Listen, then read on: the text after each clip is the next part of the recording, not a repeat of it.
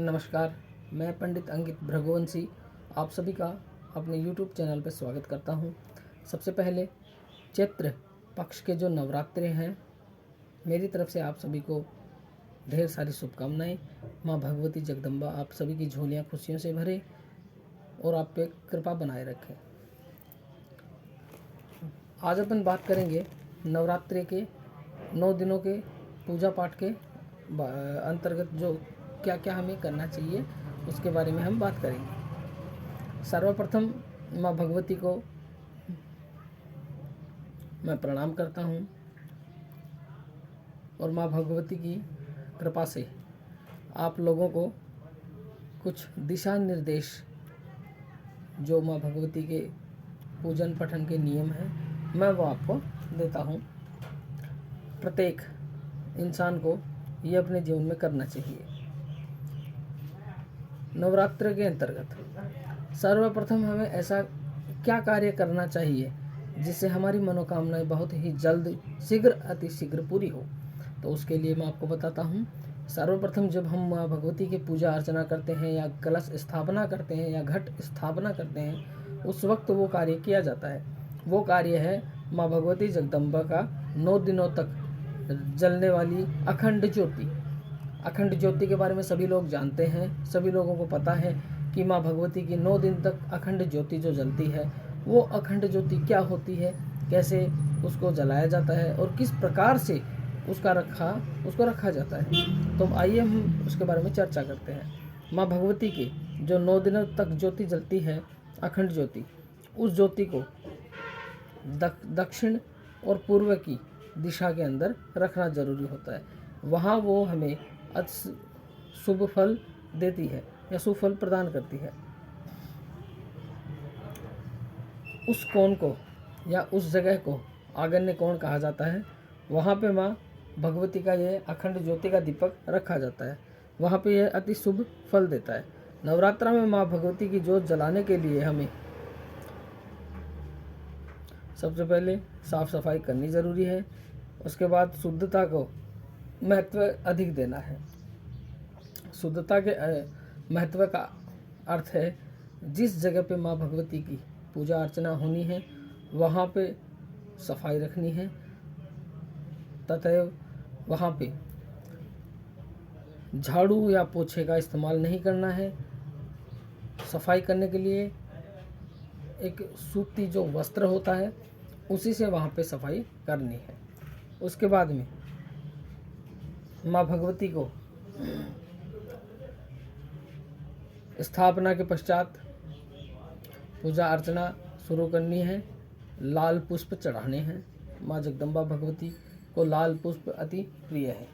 तो ऐसा क्या करना चाहिए कि 9 दिन के नवरात्रि के अंतर्गत हमें सभी प्रकार से खुशियाँ मिलें, सभी प्रकार से हमारे कार्य में जो भी बाधाएं हैं वो दूर हो जाए। तो हम आगे इसके बारे में भी चर्चा करेंगे। सर्वे भवन्तु सुखिनः, सर्वे सन्तु निरामयाः। मैं आपको बताता हूँ नवरात्रा में माँ भगवती जगदम्बा को खुश करने के तरीके, माँ भगवती को किस प्रकार से हम प्रसन्न कर सकते हैं। सर्वप्रथम हम माँ भगवती की पूजा अर्चना करते हैं, दुर्गा चालीसा का पाठ करते हैं, उनकी आरती करते हैं और बहुत सारी अपने मन की भावना जो हम किसी भी माध्यम से व्यक्त करते हैं वो माँ भगवती को अति प्रिय लगता है। कुछ मंत्र हैं जिनको अपन गूढ़ मंत्र भी बोल सकते हैं, जिन मंत्रों की सहायता से माँ भगवती हमें शीघ्र अतिशीघ्र फल प्रदान करती है। प्रणताम प्रसिद्धम त्वं देवी विश्वताम हारिणी त्रैलोक्य वासी नाम मिंगे, लोका नाम वरदाव है। इस मंत्र को 21 बार जाप करने से हमारे रुके हुए कार्य बनने लगते हैं।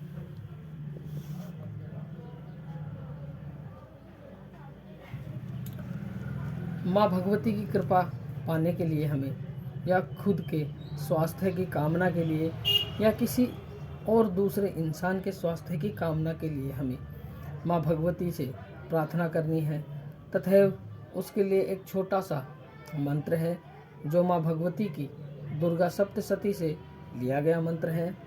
या देवी सर्वभूतेषु शक्ति रूपेण शब्दिता नमस्तस्यै नमस्तस्यै नमस्तस्यै नमो नमः। इस मंत्र की सहायता से माँ भगवती की कृपा इंसान पे होती है, निर्बल को बल मिलता है, और जिस किसी के परिवार में या स्वयं के ऊपर कष्ट होता है, परेशानी होती है, वो टल जाती है, वो मिट जाती है, और उस इंसान में नई ऊर्जा का संचरण होता है। दूसरा, अगर किसी के व्यापार में दिन प्रतिदिन नुकसान पे नुकसान होता है, तब हमें माँ भगवती के मंत्र का उच्चारण करना चाहिए। 108 बार उसका उच्चारण सुबह और 108 बार उसका उच्चारण शाम को करना चाहिए, जिसके करने मात्र से माँ भगवती की कृपा हम पे बनी रहेगी। मंत्र इस प्रकार है। या देवी सर्वभूतेषु लक्ष्मी रूपेण शब्दिता नमस्तस्यै नमस्तस्यै नमस्तस्यै नमो नमः। इस मंत्र की सहायता से, इस मंत्र के जाप करने मात्र से हमारी सारी परेशानियां, जो आर्थिक तंगी हैं, वो धीरे धीरे आपको लगने लगेगा कि वो सारी खत्म हो गई हैं। आज के लिए इतना ही। माँ भगवती आप पे दया रखे, माँ भगवती जगत जननी आप पे कृपा करे। जय जगत माता, जय माँ भवानी, जय महाकाल।